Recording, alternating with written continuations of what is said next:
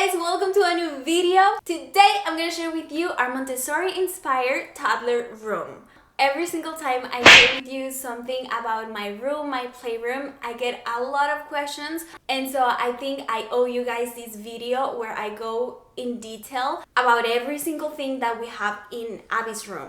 I really appreciate your time. I really appreciate you being here. So that's why I put all the times in the description, all the sections of this video. So if you want to jump from one part to the other, please feel free to check out the description. Also, I know you guys are going to be very interested in some of the items that I have. So as much as I can, I'm going to link all the products in the description too.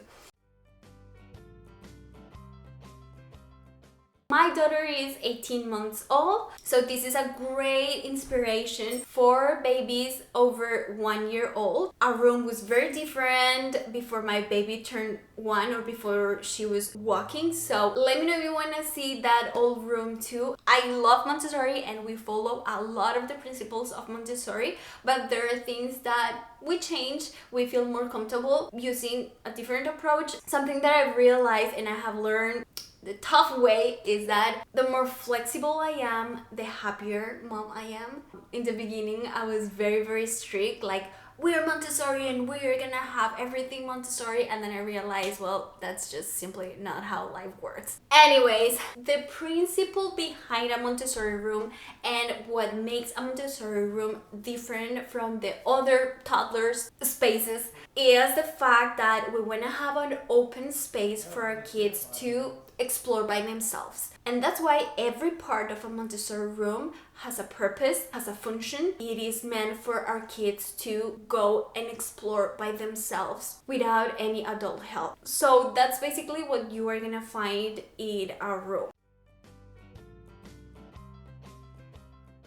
A floor bed, it's nothing more than having a mattress on the floor or a frame that is very close to the floor. Having a floor bed means that the babies can crawl in and out by themselves. This is our floor bed. My baby's second name is Rose, so I put some roses in top of the frame. I also have a netting, which people have criticized a lot because they say like, oh my god, you're gonna kill your daughter, she's gonna suffocate, she's gonna strangulate, that's a hazard. And no.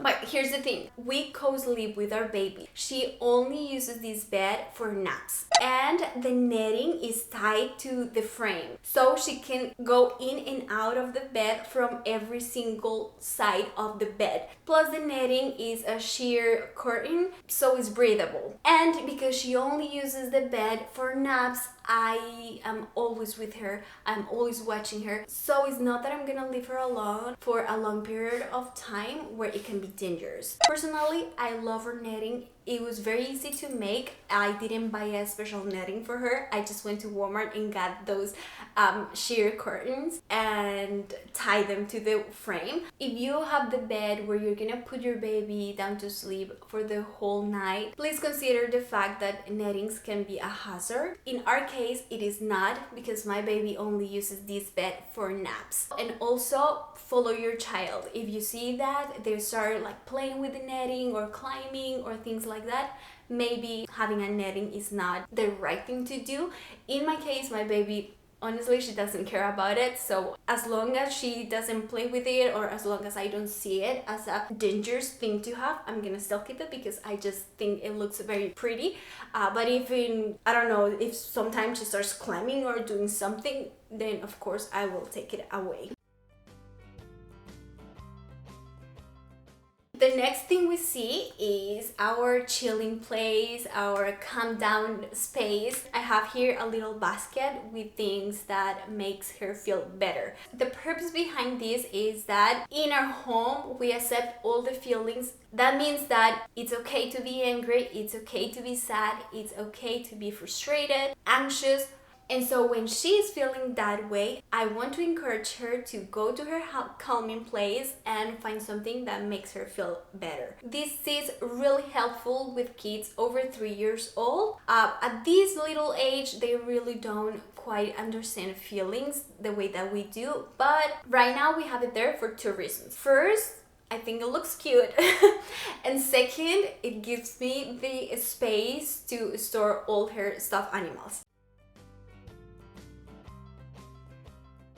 If we keep going to the right, we have this decoration on the wall. Our kids' room is for them, not for us. So everything make it with that purpose, to serve our kids. That being said, all the shelves and decoration that I have, I try to put it lower so it's easier for my daughter to see it and appreciate it.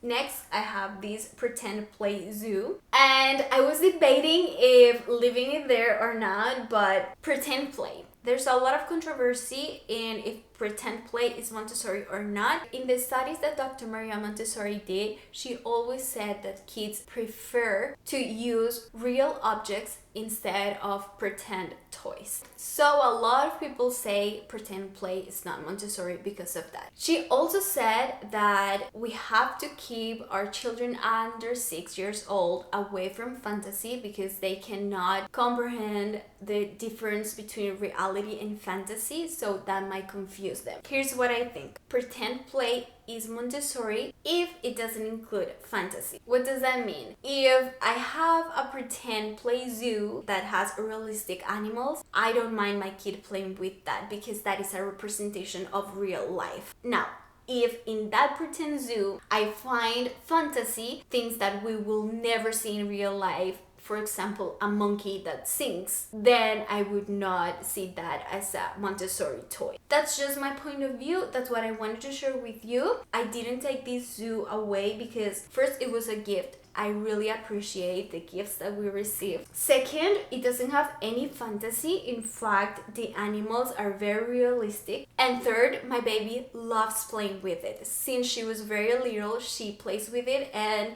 when I think that she's ready to move on to another toy, she is like, no mom, I still want it. I still love it. So as long as she wants to play with it, I'm gonna let her do it.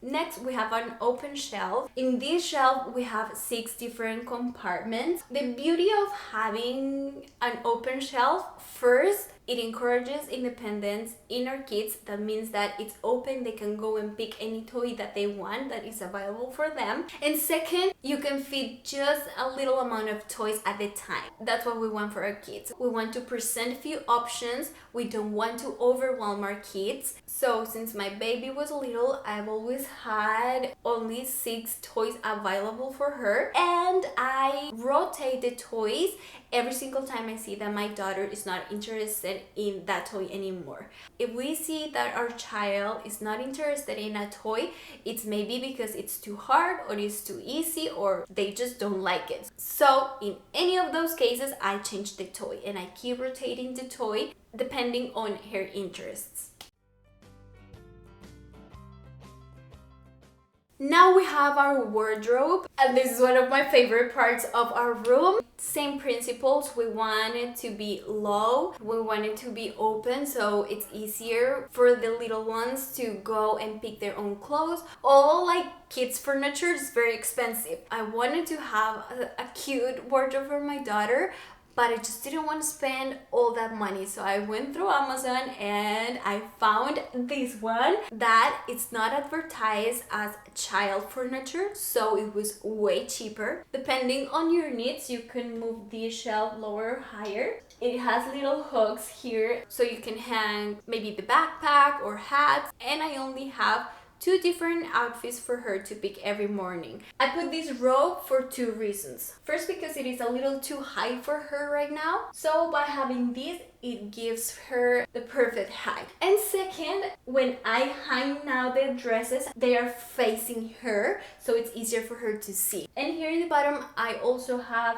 only 2 options for shoes as well. All the other things that she might need, like her brush and perfume and things like that, I have all of that in our bathroom.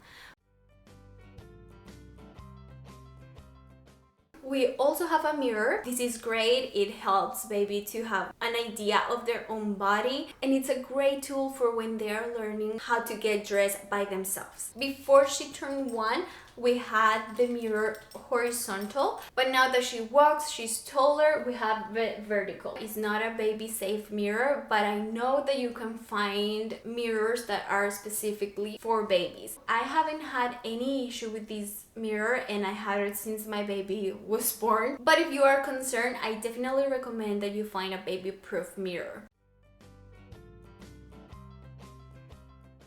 In this basket, we have a practical life activity. Basically, what we did was put a bunch of different hats, all the hats that we had in our house, and we love letting her try all the different hats for different seasons. She is practicing how to put hats on and off. She's also practicing vocabulary. She's practicing the name of the seasons. Plus, it's super fun. It gives us something to do. This is definitely not a must-have, but it is such an inexpensive idea to spend quality time with your kids that I had to share that with you. I also have this growing chart. We got that one in our baby shower, and every few months we measure how big Abby is growing. It's very cute. That is like my storage unit for all the things that belong to my daughter. Here we have basically the rest of her clothes, the rest of her toys that she's not using at the moment. If you're interested, it cost me less than $150 to do the whole closet, because I went to Walmart, got this bookshelf, and then went to Home Depot and got the rods. It was a one-day project. I can store so much there. It looks so cute, organized. I hope this gives you an idea. Another big part of a Montessori room is a bookshelf. In Abby's room, we don't have a bookshelf because I have that in our playroom, but basically it has the same principle: low, facing forward, and only few options. And of course, because this is going to be an open space, we have to make sure to have the full room baby proof. So we want to have outlet covers. If you have a closet, you want to put a lock on the closet if you don't want your kid to go inside. If you have furniture with sharp corners, you have to put something there, and all of those fun things. If you want to keep watching more, here's a very helpful video, and please don't forget to subscribe to this channel if you want to keep watching videos like this one. Thank you so much for watching, and I'll see you guys in the next one. Ciao!